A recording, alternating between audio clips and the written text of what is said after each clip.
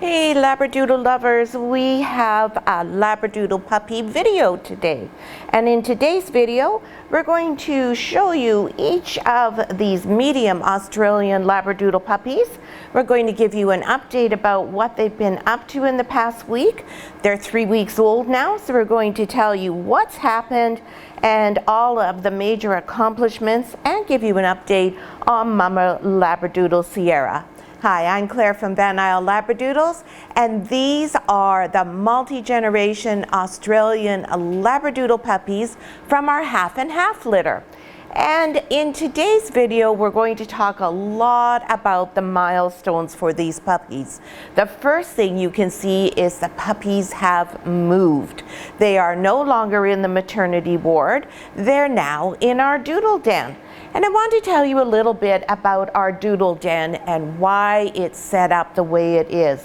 So our doodle den is connected to the main part of our home. We have our purple collar boy. We have our doodle den, we have a laundry room, and then we have our kitchen. Our house is open concept, so the kitchen leads right into the main living area. Now you'll see some breeders are talking often about how their puppies are home raised and how their puppies are right in the middle of their home all the time. Some breeders even sleep with their puppies when they're first born. So we intentionally chose to not have our doodle den right in the middle of our home. And the reason for that is we want to be able for our Labradoodle puppies to have time to decompress, have some quiet time, have some space. Now you'll see Mama Labradoodle Sierra here, and look at the puppies right now, how they're all over her head, they're all over her. This girl needs to have some calm, some quiet, and she also needs the ability to get away from her puppies. When she wants to be playing with them and have them interacting with her like this, she needs to have the choice whether to do that or not. So we have it set up so she can remove herself just a short distance away and the puppies are not able to exit. She can be right near them, still see them, hear them, and they can still see and hear and smell her. Or she has the option of exiting and going into the main area of our house so she has even more separation from them. So now why is that good for your puppy? Well, that allows the puppies time to be on their own. And when they're on their own, they learn to be more resilient, they learn to be more confident, they learn to problem solve, and they don't have separation anxiety. Because separation anxiety and how to avoid that with your dog starts right here where your puppy is being raised. So with our Labradoodle puppies, they have their mom with them as much as mom feels they need to, and we trust mom's judgment far more than us trying to figure that out. And they also have time when they're right in the midst of things. We're here, the other dogs are here. Everything goes on in this room that goes on anywhere else in the house. They're also very aware of what else is going on in the house because they can hear it all the time, but they also have a chance to be on their own. We can close the doors and we can have them so they're completely cut off from us, and that way they have quiet. They're not being overstimulated. One of the things that we find these days is similar to how children are too scheduled and have too many activities and too much screen time, and they're constantly bombarded with stimulation, is that happens with our dogs too. If you're on Facebook or on the internet, there's endless things about enriching your dog's life, stimulating your dog, making sure your dog is tired through physical activity, through mental activity. And we forget the dogs need to just have some downtime. They need to just be able to relax, have a nap, just watch the world go by, because otherwise they're just frazzled. I personally feel that a lot of the anxiety that we see in dogs these days and a lot of the behavioral issues that I hear about They're because we're doing too much. We're not letting them just do this. Look at these dogs here. They're just playing. They aren't even playing with toys. They're playing with each other. They're just having fun. They don't need a whole lot of interaction.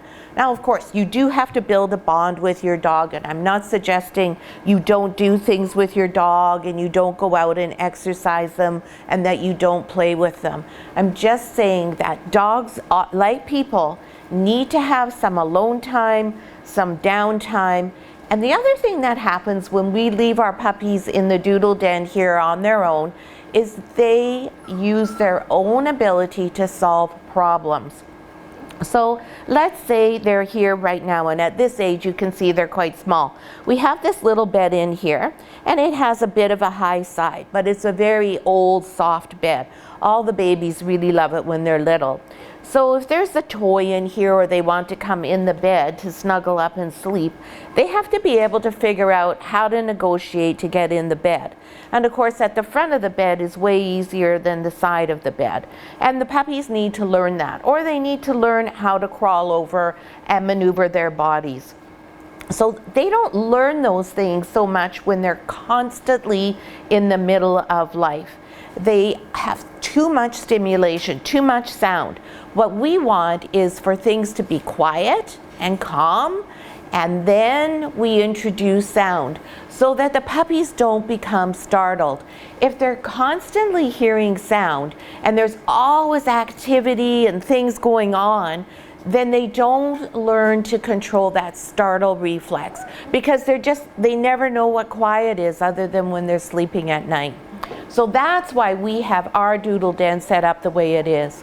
And then if you're in our Head Start program, when the puppies are older, we start taking them one by one, we take them away from everyone else, then we have them in our main living area for about a 30-minute period, 2 times a day. And we also take them down into our office if you have asked us to have your puppy able to work in a home office.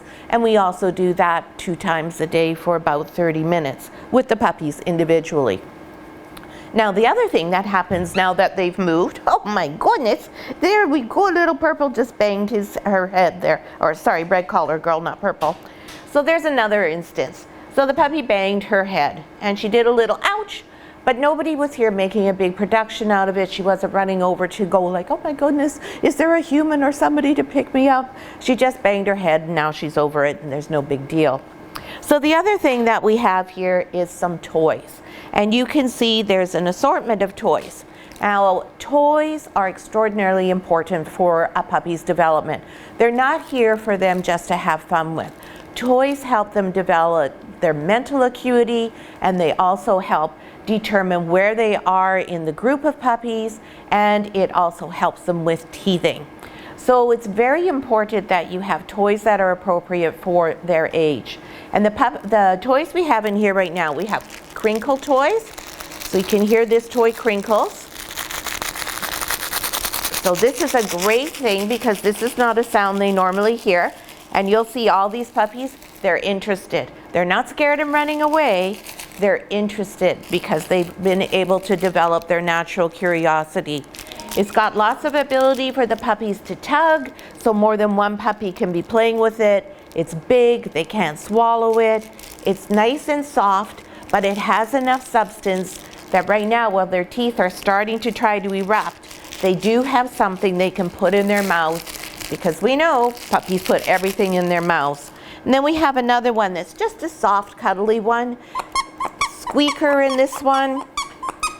Again, you'll see they're curious. Even Sierra's curious. Nobody's scared. They're interested in it. And then this monkey guy here.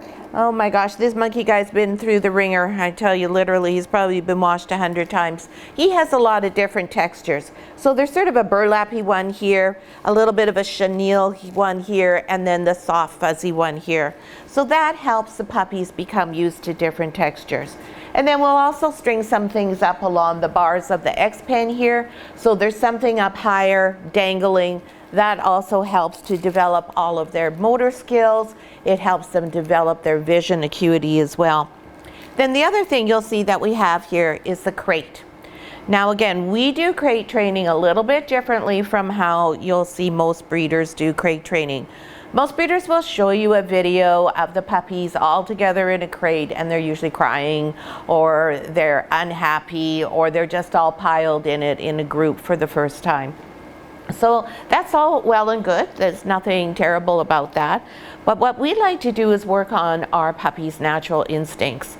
That's how everything is set up at Van Isle Doodles. Everything builds on how the dog thinks, what the dog's perspective is. Not what you think as a person, not what's handy as a breeder, what the dog thinks and how things are working for them. So naturally, the dogs do not want to pee and poo where they sleep and eat. So we have the crate here, and you'll see that the door is clipped open so that the door is never closed. This never becomes an enclosure. But what it does provide is it fulfills the desire for that natural desire for a roof.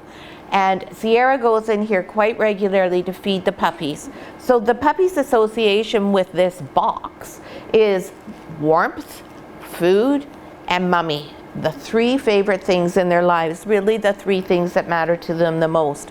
And so right from the get-go, the crate is somewhere that they're very fond of. So then we also have the pee pads out now, wall to wall, because the puppies are too young to figure out that they are going to pee and poo in one spot. So you'll see they're already using them. You can see the pee spots, there's 3 of them. They're quite removed from where they are. Like nobody's peeing right here. So already they're using those natural abilities. So those are all kinds of the ways that we start off desensitizing the puppies.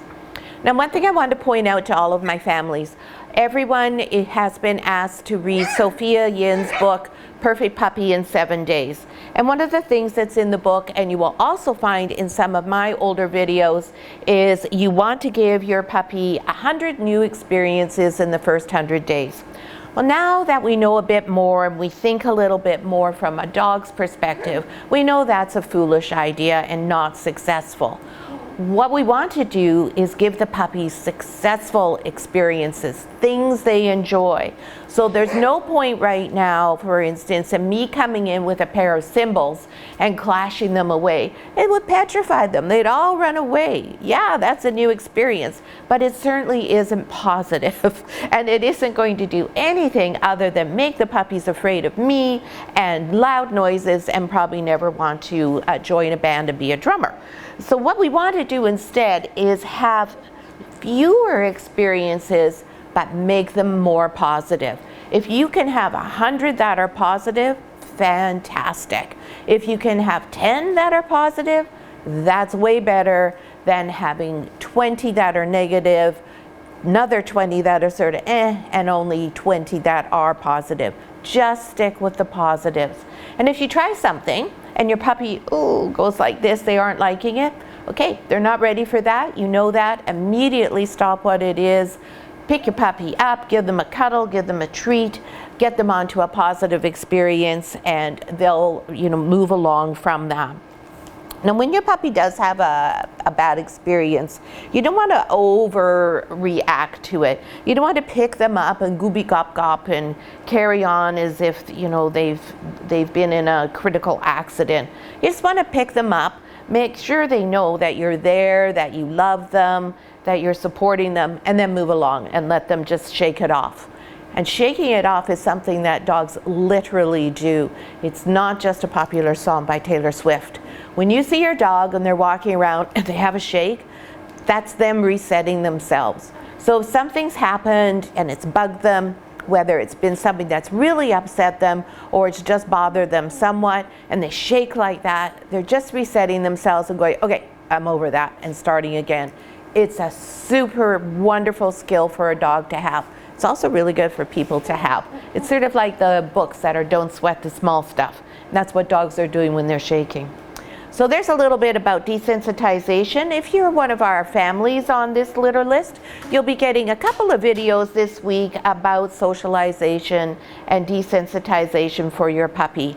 And one of them was made particularly for COVID during the restrictions when we weren't able to interact with one another so much.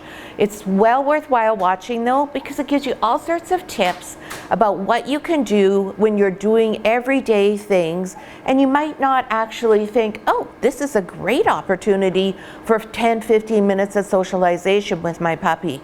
And you don't have to even get out of the car for many of them. So it's really a handy little guide. So I hope you watch both of them.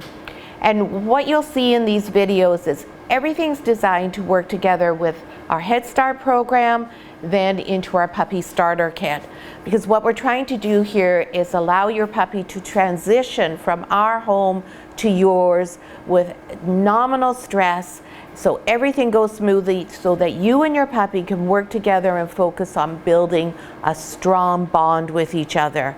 So just by having familiarity with the same bed, the same crate, the same food dish, the same food, the same toys, if everything is the same as what they're used to, it's not such a big deal to go from our house to your house. So now let's talk about the puppies. What have they done this week? Well, they've done one heck of a lot of things. Everyone's eyes are wide open. You'll see their eyes are all still blue. Very typical. Their eyes will not change color until they're closer to around 12-ish weeks. Some of them will turn earlier. The apricots will have hazel eyes. Yellow color girl will probably have dark brown eyes, and the reds will have darker hazel eyes. So very similar to Sierra's color of eyes. Sierra herself is a caramel. She is only in the same color family as brown color girl. So there's only 3 colors of dogs in dog world. There's yellow, black, and brown. And then there's different hues, and there's different names we give to the colors based on the color of their nose and their pads. So the puppies all have their eyes open, and everyone has their ears open now. So that's why they've moved. We wait till the puppies have their eyes and ears open and they start playing how you just saw them playing there. So they need more room, and they need more stimulation, and they need more time to start to learn on their own and be able to get around and develop those muscles and move their legs a bit. They're all walking on all fours without any trouble. They're still a little bit teetery. They do fall over fairly easily, but they're doing just great. Mama Sierra, she is doing really well. She's very happy to leave the puppies now. She's going outside in the back. She's got full access to the whole of the back now. She's outside 3-4 times a day, half an hour at a time, and she's hanging out with us in the house mostly.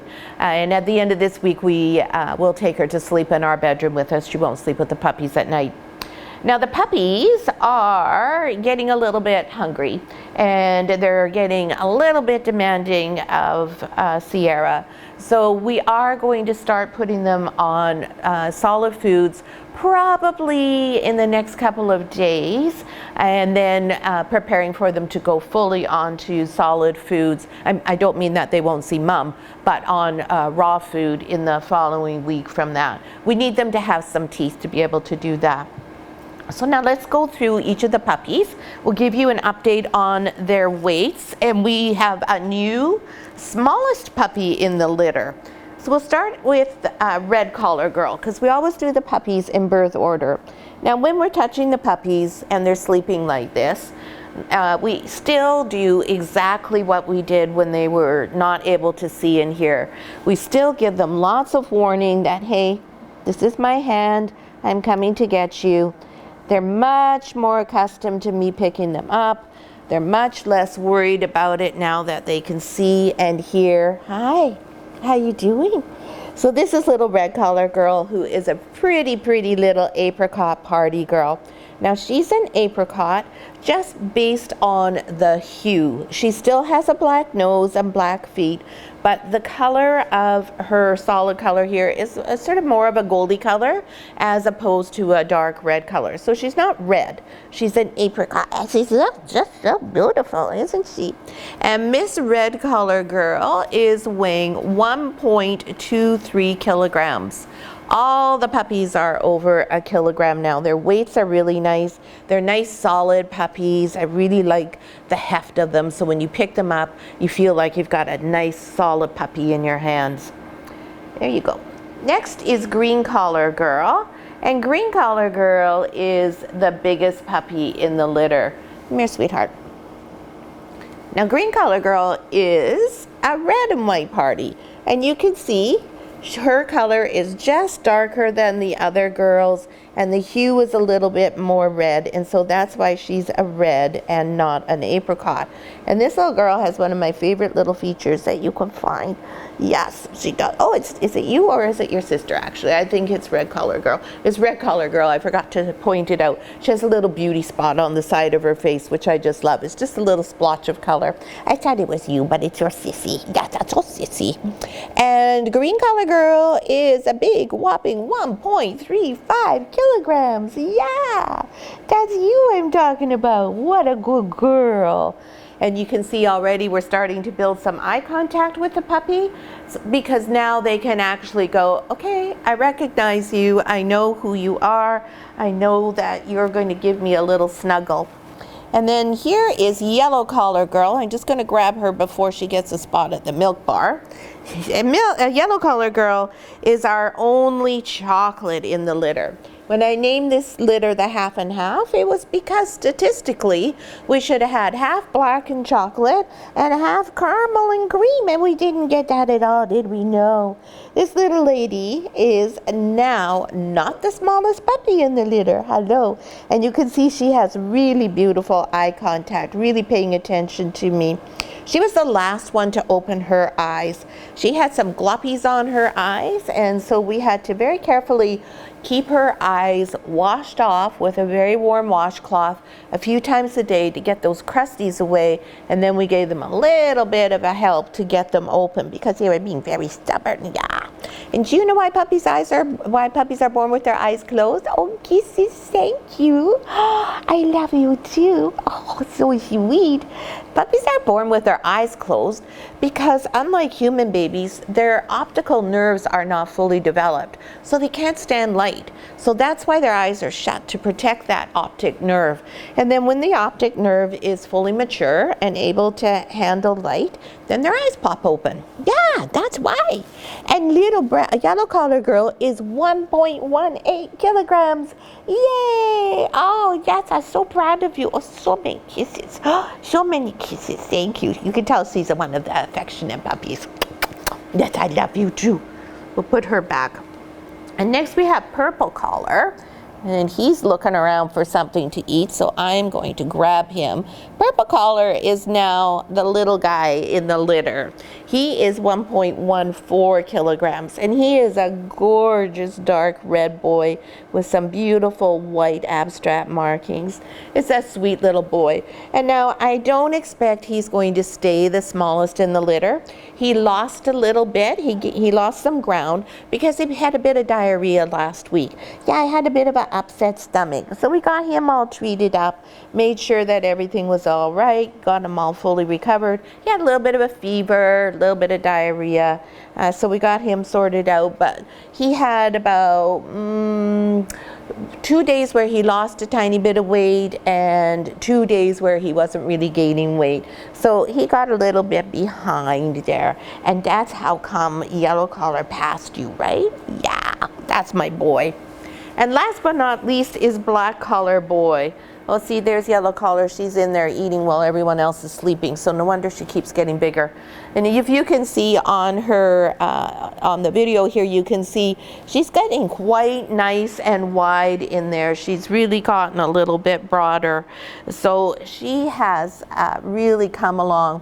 And then Black Collar Girl's underneath Sierra's foot here, a Black Collar Boy rather. Hey, buddy. Hi. And this little guy, he too is an apricot. And again, you can just see the difference Come here. There we go. Try not to get Sierra's tail. If you put him next to Purple there, you can see the difference in the hue, and that's why Purple is a red and black is an apricot. Hello, handsome. Did I wake you up from your beauty rest? Oh, what a pretty boy. And this handsome fellow is 1.31 kilograms. So he's just barely behind Miss Green Collar Girl. So he's a hefty little boy too, and oh, that's you got a big yawn. I know I woke you up. I'm so sorry. Cute little guy, a little bit of white there on the nose. Just got the sweetest little face. These puppies all have gorgeous, beautiful structure.